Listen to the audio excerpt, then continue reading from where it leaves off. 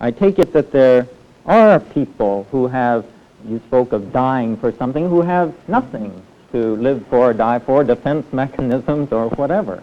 In fact, Professor Smith, I must say that there is a growing incidence of a feeling of total and ultimate meaninglessness of life, the lacking worthwhileness of one's life, the abysmal feeling of an inner void and emptiness.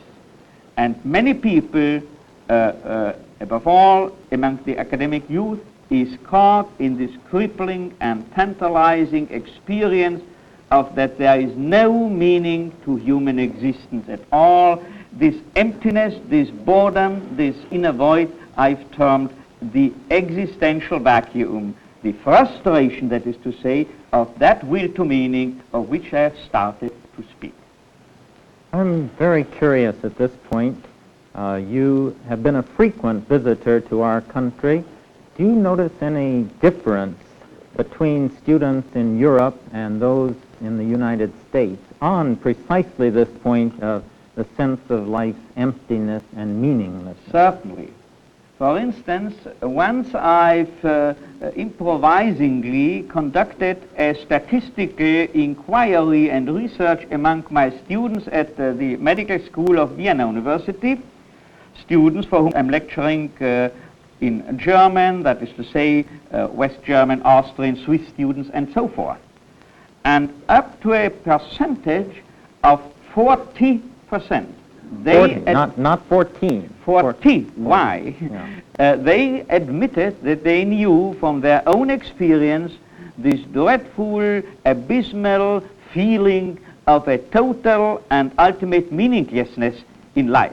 And then, and this might be still more interesting to you, then I conducted the same experiment among my American students for whom I am lecturing in English at the University of Vienna.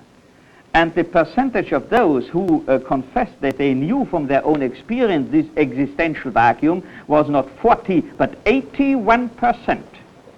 Well, now, of course, this immediately cries out for an explanation of why. Partially, this might be due, last but not least, to this entirely and thoroughly mechanistic approach, which is so prevalent and so predominant in your culture and in your way and manner of approaching students, of teaching. What I mean is that you youngsters are told and taught that in the final analysis man is nothing but the battleground of conflicting, of clashing claims of an ego and superego.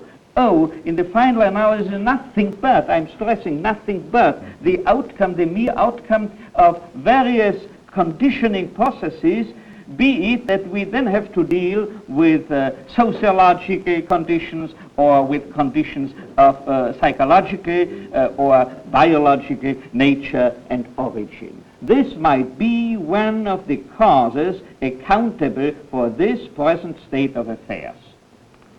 From the way you speak about that, it sounds, I gather, that you're totally opposed to this view. Is man then not cause? Is there no conditioning going on? As a clinician, you may be sure that I'm fully aware of that man is also determined and conditioned. What I'm against, what I'm pleading against is solely pan-determinism, as I used to call it. That is to say, regarding man as fully conditioned and determined. And as in my other quality you ascribe to me, not as a professor in 2 disciplines, but as a survivor of 4 German concentration camps, I can tell you that surely man is subject to conditions. Man is not at all free from conditions. But man is always free to take a stand toward whatsoever conditions he might be confronted with. And in this taking a stand, and to this precisely, to this very extent, he is free. There is choice of which attitude to adopt whenever confronted with an unchangeable situation.